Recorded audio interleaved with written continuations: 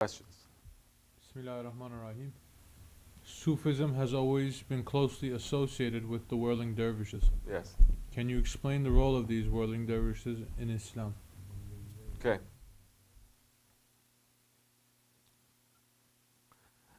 The so-called whirling dervish, we don't like to use that word, whirling dervish.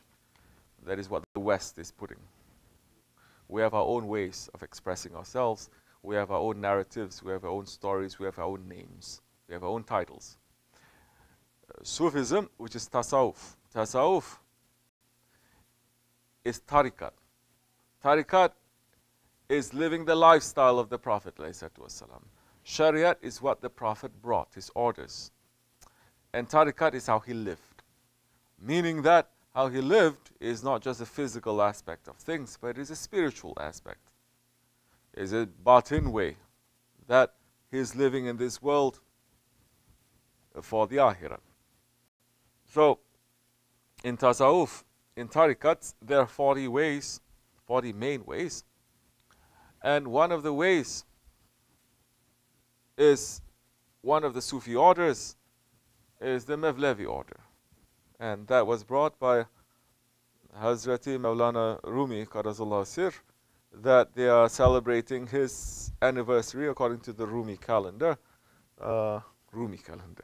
Yeah, recently, or right now, in a few weeks' time. Around this time, they're celebrating it. So, and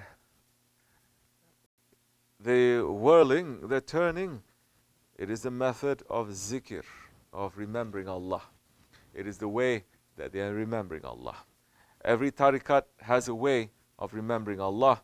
Some they're going to be standing, some they're going to be sitting, some they're going to be jumping. Yes, some they're going to be having a loud zikr. Some is completely silent. And some zikrs that they whirl. And that is something that Hazrati Maulana Rumi brought. That is also according to the sunnat of the Holy Prophet ﷺ. And the sunnat is not just his sunnat, but meaning the sunnat of the Sahabe Kiram. Something that the Sahabe Kiram did and Holy Prophet saw and he approved. And it's come down to us that that was what Hazrati Abu Bakr Siddiq radiallahu anh, he did. One of the things, one of the dalils that we have, one of the proofs that we have. Because on the day that Hazrati Abu Bakr Siddiq, he gave everything away to the way of Allah, everything that he had to the poor, everything. That he even gave the shalwar that he was wearing away to the poor, and he had nothing to wear. And he took the date leaves and he tied it around his waist like a skirt. And when he came to the presence of the Holy Prophet, Holy Prophet started laughing until his whites of his teeth started showing. And he started laughing, seeing him walking like that. And understand, Hazrati Abu Bakr, he was one of the most influential, most wealthy, most powerful people living at that time. But he sacrificed everything. It's not that easy. Don't think it is an easy thing. There's only one Abu Bakr, not two. He did that. It's not just his own property that he did, but he sacrificed everything, his own standing in that society. So, Holy Prophet laughed and smiled and he says, Ya Abu Bakr, what you did is so beloved to Allah subhanahu wa ta'ala that the angels, they are so happy and honored that they themselves are all wearing these date tree palms around their waist for your honor. All the angels in paradise. Yeah. And when Hazrat Abu Bakr Siddiq heard that, oh, he entered into a station, a state, and he started turning around and around and around. And that is taken from there. And when you are turning and making the zikr of Allah subhanahu wa ta'ala, you are turning in your own orbit. You are pulling yourself into yourself. And when you are turning, you understand you are not turning. The world is turning. The world is going around you, but you are fixed. the whole world is turning around that sun, but the sun is fixed. The sun is whirling around the galaxies. Something has to be fixed. The kutub, they are fixed. So, when they are turning, of course, they are mimicking, they are imitating everything in creation. That is also turning and remembering Allah. Everything in creation is making zikr of Allah. The smallest atoms, they are turning, constantly turning and making the zikr of Allah. To the biggest galaxies, they are turning around and remembering Allah. Everything gets its energy from La ilaha illallah. So, in that method of zikr, remembering Allah, they are turning. The clothes that they're wearing is representing their shroud, funeral shroud, their coffin, and so many other symbolism that is also attached there. But they have lost themselves into remembering Allah, turning. Turning, so many may turn, they're still stuck to the ground. The real Mevlevis, when they turn, they are off the ground. Shaykh Effendi himself, he had witnessed. One time he was sitting with Shaykh Maulana, there was one person whirling, Shaykh Maulana giving him the permission to whirl, he started whirling. And people are just looking, because so many times, especially these whirling dervishes now, definitely, we know, now, it's become a show, isn't it? I'm not talking about those ones who are sincerely doing it. I'm not saying about those ones. I'm talking those ones who are getting money for whirling, for making a show. It's become a show now. It's become a dance. It's dancing. Not those ones. And so that all people, they were watching that man that was whirling, and Shaykh Maulana was saying to the Shaykh, and he said, look, his feet, they are not on the ground. But so many people, they're not watching that because they're looking at the face. They're looking at a person who is whirling. So, wrong way of whirling. Whirling, you're supposed to take, you're supposed to give, you're supposed to look to your heart. Anyway, what do we know?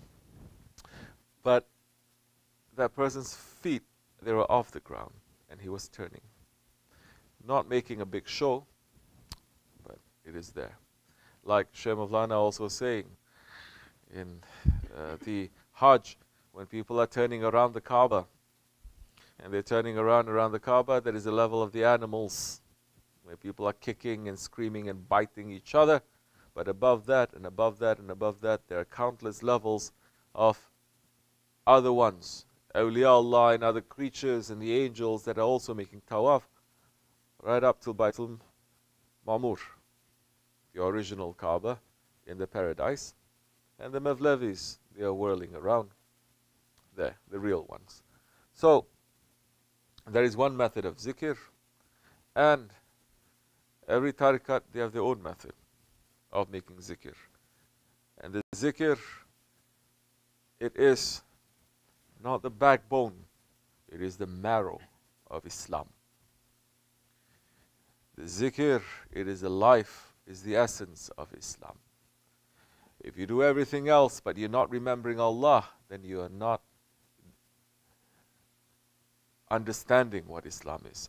The shahadat is to bear witness to Allah, is to remember Allah and His Prophet ﷺ. The prayer, it is to remember Allah.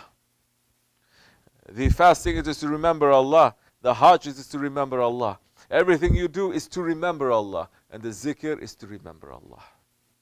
So, those who are saying that Sufism has nothing to do with Islam, or it's mixed up, or you're taking from this and you're taking from that, they don't know. They're speaking from, not from their mouths. I don't know where they're speaking from. But there's so many different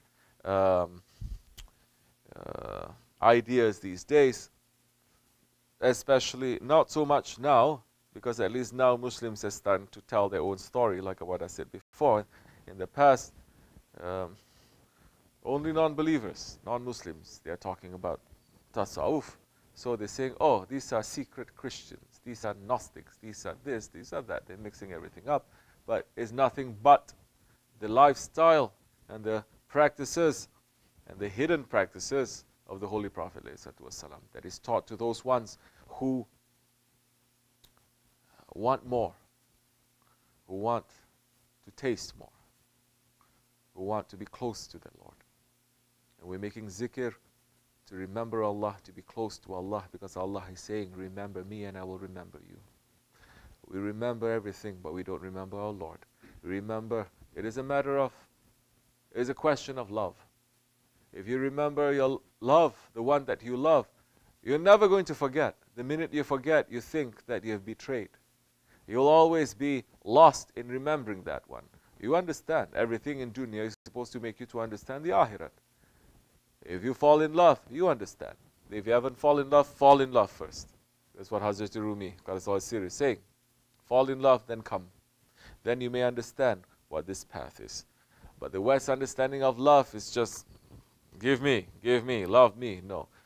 Islamic understanding of love is I give everything. I sacrifice everything. And with that sacrifice comes hardship. But with that hardship comes a sweetness. So, that is as much as I want to say right now. Assalamu alaikum wa rahmatullahi wa barakatuh. Any other questions?